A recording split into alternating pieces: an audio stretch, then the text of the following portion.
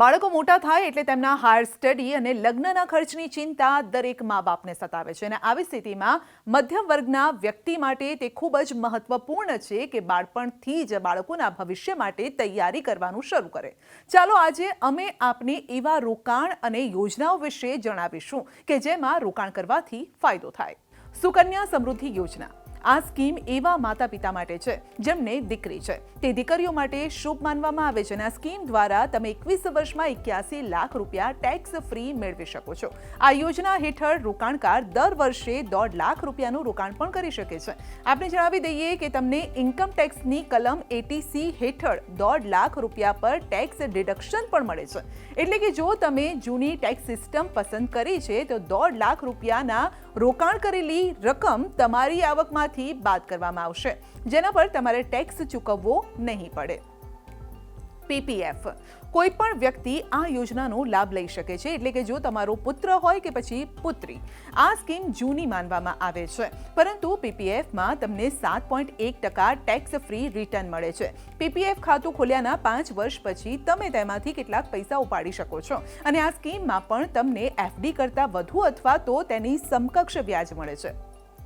સોવરીન gold bond બાળકો માટે સોવરીન ગોલ્ડમાં રોકાણ કરવું સારું મનાય છે. જ્યારે તમે ભૌતિક સોનું એટલે કે સોનાની બનેલી જ્વેલરી ખરીદો છો ત્યારે તમારે તેના પર 10 થી 12% મેકિંગ ચાર્જ ચૂકવવો પડે છે અને આ પછી તમારે આના પર જીએસટી પણ ચૂકવવો પડે છે. જ્યારે સોવરીન ગોલ્ડ બોન્ડમાં તમારે કોઈ જીએસટી અથવા તો મેકિંગ ચાર્જ ચૂકવવો પડતો નથી, જેનો અર્થ છે કે તમે અહીં પહેલેથી જ 15% બચત કરી લીધી છે. અને આ સિવાય જો તમે માર્કેટમાંથી સોવરીન ગોલ્ડ બોન્ડ ખરીદો છો તો તમને 5 થી 7% સુધીનું ડિસ્કાઉન્ટ પણ મળી શકે છે.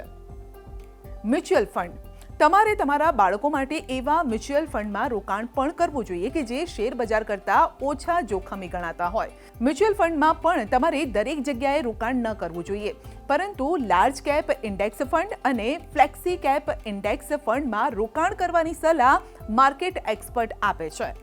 તમે સમજશો કે બાળકોને ફર્ધર હાયર સ્ટડીઝ માટે ઘણા બધા વાલીઓ જે અબ્રોડનું પ્લાનિંગ કરી રહ્યા છે અથવા તો ઘણા બધા વાલીઓ બહુ સારી કોલેજ કે સારા રીતના પ્લેસમેન્ટ મળે એ પ્રમાણે કોલેજ શોધવાનું અને આગળ સ્ટડીઝ કરવાનું પ્લાનિંગ કરી રહ્યા છે.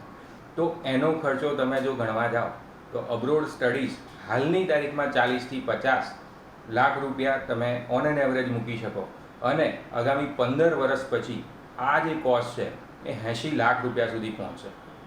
તો આ કોસ્ટને પૂરી કરવા માટે આપણી જોડે નાના મોટા થઈ અમુક પ્લાન્સ છે જે હું આજે દર્શાવવાનો છું. એમાંના અમુક યોજનાના નામ હું લાઇનસર બોલું છું.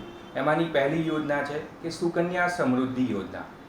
સુકન્યા સમૃદ્ધિ યોજના એ બેટી પઢાઓ બેટી બચાવો એના પહેલ હેઠળ બાળકીઓને સરકારની બચત કરવા માટે ઓપન કરવામાં આવે છે, જે બેંકો અને પોસ્ટ ઓફિસમાં ખોલાવી શકાય.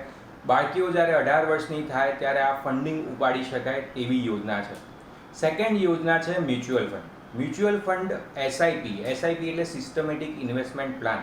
તમે મંથ વાઇઝ અમુક રૂપિયાનું રોકાણ કરી અને તમારા માતા પિતા એ વસ્તુથી નિશ્ચિંત થઈ શકે કે ભવિષ્યના 15 વર્ષમાં તમારી મૂડી તમારા માટે કેટલી ભેગી કરવી છે. એક્ઝામ્પલ, મારા ઓન એન એવરેજ કેલ્ક્યુલેશન પ્રમાણે આગામી 15 વર્ષનું ઇન્વેસ્ટમેન્ટ જો કરવું હોય તો SIP is a best option કે મ્યુચ્યુઅલ ફંડ દ્વારા એસઆઈપી સ્કીમમાં તમે ઓન એન એવરેજ 15 વર્ષે 45 થી 50 લાખ રૂપિયા સુધીની બચત કરી શકો છો. આ ઉપરાંત તમારી જોડે ઇન્ડેક્સ ફંડ છે. ઇન્ડેક્સ ફંડ એવી રીતના ફંડ છે કે જે માર્કેટમાં સૌથી સારા પરફોર્મ કરતા હોય તેવા ઇન્ડેક્સ ફંડ આપણે લો અને તેમાં ઇન્વેસ્ટ કરો તો ઓન એન એવરેજ તમારી અંદર 15 થી 20%નું તમારું વળતર છૂટે છે. આ ઉપરાંત પબ્લિક પ્રોવિડન્ટ ફંડ. નાની નાની બચતોને પ્રોત્સાહિત કરવા માટે પબ્લિક પ્રોવિડન્ટ ફંડનો ઉપયોગ કરવામાં આવે છે, જેમાં લઘુત્તમ રોકાણ 500 રૂપિયાનું અને મેક્સિમમ રોકાણ 1.5 લાખ રૂપિયા એટલે કે 1.5 લાખ રૂપિયાનું રોકાણ થઈ શકે અને સરકાર ઓન એન એવરેજ તેના પર 7 થી 7.5%નું વ્યાજ આપી રહી છે.